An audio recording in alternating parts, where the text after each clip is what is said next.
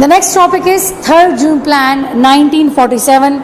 You can also call it Partition Plan or Lord Mountbatten Plan. Okay, as a result of the general elections 1946, the Labour Party came into power and Clement Attlee became the Prime Minister. On February 20th, 1947, Attlee made a statement in the British Parliament declaring that India shall be given independence by June 1948. If the Constituent Assembly fails to frame constitution, then the British government shall decide if the powers are to be transferred to the central government or certain provincial governments. Mountbatten was appointed the Viceroy and he was to replace Lord Wavell. So Lord Mountbatten arrived at India on 22nd of March 1947. He discussed matters with the Indian leaders and was convinced that it is not possible to keep India united for a longer period of time. So the preparation and the approval of 3rd June Plan. Mountbatten worked on the partition plan, and what he did, before presenting the plan in public, he showed it to Jawaharlal Nehru. He had personal relation with Jawaharlal Nehru. So Nehru was not in favor of that plan. So what he did, what Mountbatten did, that he asked his Hindu advisor V.P. Menon to prepare alternative partition plan, and himself went to London to approve it. After approval of the British government, he returned back to India on 31st of May 1947, and he took 7 important leaders in confidence, including Quaid-e-Azam, Liaquat Ali Khan, Sardar Abdurrahman Nishtar, Sardar Patel, Jawaharlal Nehru, Baldev Singh and Acharya Karpalani. So after approval by them, the partition plan was announced by the Viceroy on 3rd June 1947. So now what were the features of that plan? That yes, Indian subcontinent shall be divided into 2 independent states, namely Pakistan and India. The Muslim majority provinces have the right to join any of the 2 states. And then right of decision of Punjab and Bengal Legislative Assembly. They will decide it, rather they want to join Pakistan or India. If they decide to join Pakistan, then the provincial assembly members of the Muslim majority districts and the provincial assembly members of the non-majority districts shall decide in their separate sessions whether they want the province to be divided or not. Okay. If any one of these groups by a simple majority decides in favor of partition, then the provinces will be divided into a unit of Muslim majority and non-Muslim districts, non-Muslim majority districts. The referendum in KP. Referendum should be held in North-West Frontier Province, which is now called KP, where the locals should decide whether they want to join India or Pakistan. The right of decision of Sindh Legislative Assembly, they are going to decide whether they want to join India or Pakistan. And then decision about the future of Balochistan. The tribal Jirga and non-official member of Quetta municipality, they will give their opinion. They are given the right to decide whether they want to join Pakistan or India. Okay. And Assam. Yes, they said that the district senate of Assam province will decide through referendum either to join Muslim majority Bengal or not. Now, what happened that after this 3rd June plan, Muslim League accepted the plan. Muslim League accepted the plan in Delhi in Muslim League Council was held in Delhi in in Delhi on 10th of June 1947, and the third June plan was accepted by Muslim League. Congress accepted this plan on 14th of June 1947. So after this plan, a decision was made that in Bengal and Punjab legislative assemblies, like if they go for in favor of partition, so boundary commission will be set up, and the boundary commission was set up by the British government, and Ratcliffe was appointed as chairman unanimously to demarcate boundaries. And it proposed that the commission will have equal members of the Congress and the Muslim League, I mean Hindus and or you can say the Pakistan and India.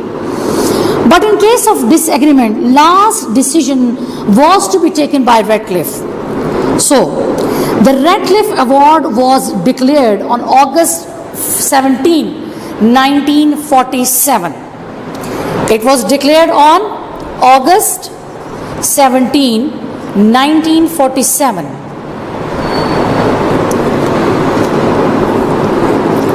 So, injustice of Ratcliffe Award, now we will discuss it, that how injustice of Ratcliffe Award to Pakistan. In Punjab, district Gurdaspur was given to India, which later created canal water dispute. Calcutta, the capital of Bengal was given to India. Batala and Pathankot of Punjab were acceded to India, which paved a way for the occupation of Kashmir by Indian forces. That was the main plan. Okay. Now, Sindh, Punjab and Bengal legislative assemblies, they divided in favor of Pakistan. Sindh decided in favor of Pakistan. MWFP also favored Pakistan. Balochistan joined Pakistan. Sylhet decided to join Pakistan, and after that this Ratcliffe Award was presented, and some injustice, or you can say that this injustice created such kind of way for the Indians so they can occupy Kashmir later on. Now, what is the importance of Third June Plan?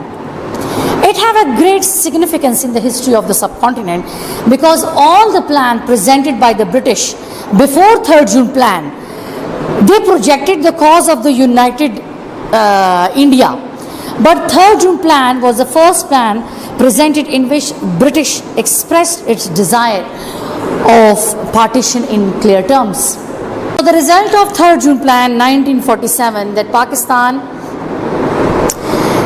came into being on 14th of August 1947. On 11th of August 1947, the first Constituent Assembly of Pakistan. After the final decision of these areas or provinces, Quaid-e-Azam Muhammad Ali Jinnah came to Karachi on 7th of August 1947. On 11th of August 1947, he was appointed as the head of the assembly by the first Constituent Assembly of the Pakistan. After 3 days, Lord Mountbatten addressed the assembly, and on 14th August 1947, Pakistan came into being, and Quaid-e-Azam Muhammad Ali Jinnah was appointed as the first Governor General of Pakistan. Finished. Okay, now our next topic is British colonization. We discussed that how these British people ruled the subcontinent for a long period of time. But now we are going to see that during their rule, what were their aims and policies, this British colonization? Okay, after the Industrial Revolution in Europe, they wanted to have markets for their products outside Europe. So what happened that these British people reached India to export their products in the and obtain raw material for their industries. So they came to subcontinent as merchants. Sir Thomas spent some time in the court of Emperor Jahangir, and he got some privileges from the king to trade in Bengal. Unfortunately, the result was that slowly they increased their trade activities, and the result of these activities ended in the occupation of subcontinent. The British people occupied subcontinent. Okay, their planning was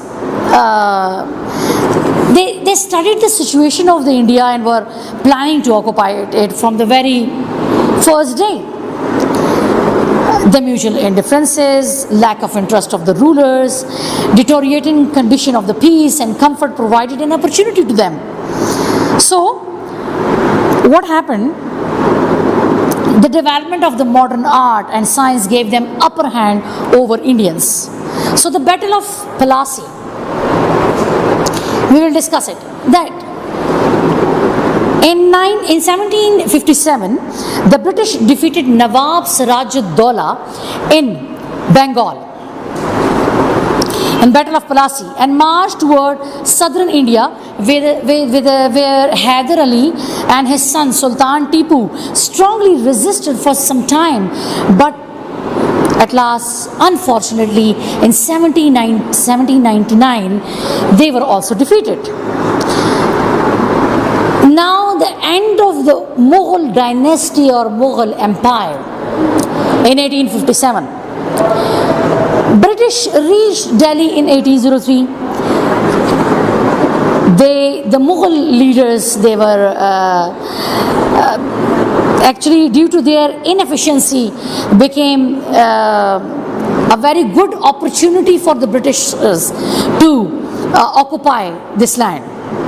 In 1857, the people of India waged the War of Independence against British, which they called mutiny, but due to the modern science, military equipment and advancement of training, the British became victorious and Indian defeated. So then the British era started and the Mughal dynasty ended in 1857. Okay, before ending of this British rule, which ended in the end of the 1947, let's discuss the aims and policies of that that rule, of this colonization, administration. In fact, the arrival of these British people affected the sciences and arts, custom and traditions, culture and the way of the thinking of the people of this area. They formed effective administrative machinery to rule over India. They got the favor of the small but influential group of India and strengthened their government. Division in districts and provinces. They divided India into provinces and districts and provided an effective administration. But people were on the mercy of the Khans or landlords of the area and administration. The education system which they introduced here. Several institutions were established here, education institutions, in order to make aware the Indians of the modern sciences. In 1857, universities was established in Madras, Calcutta and Bombay. With the cooperation of the local people, many schools and colleges and other education institutions were also set up. Western sciences, arts were taught in those institutions. In fact, they wanted to create such kind of group which can run the government machinery. At that time, the Muslims of the subcontinent, the madrasa system was established at that time by the Muslims. So, they set up their own educational institutes so they can give the knowledge of modern sciences to the people, and they can create such kind of group which can work for them. Now, the class division, these high standard institutions were established for the high class, and second and third class institutions for the middle and lower class people. Now, something about the religious education, as I told you, that the religious education or madrasas were running separately, which have nothing to do with the study of the modern sciences. And in fact, at that time, most of the people were reluctant to send their children to the modern institutions, education institutions. So the end result was a big gulf took place between these modern educated people and the traditional religious scholars. Now, the economic system which they introduced here, before these British people, this British imperialist, Indian carried out trade with other countries, but so many things were exported to those countries. But when these British people came here, they finished the exports of India and became a country of imports, to the extent that imports of food items also started here. And they also introduced this feudal system. In fact, the feudal system was left as it was, through which one side industrial society could not come into being, and the other hand in the affairs of the government. A special group was ruling instead of involving the common people. Now, about racial discrimination, when they came here, they created a racial discrimination here. How? Social activities of the British remained separate. Separate parks, separate clubs, separate educational institutions were established for them, where entry of the Indians was prohibited. In fact, this racial discrimination created in the society, created a very bad effect in the society, and it had a bad effect on the psychology of the Indians, the local Indians. So, if we conclude this whole discussion, we can say that changes brought into being in education, economy, politics, and way of living by the British compiled negative effects on the people here. And in spite of the freedom, some of those effects still exist in our behaviors today.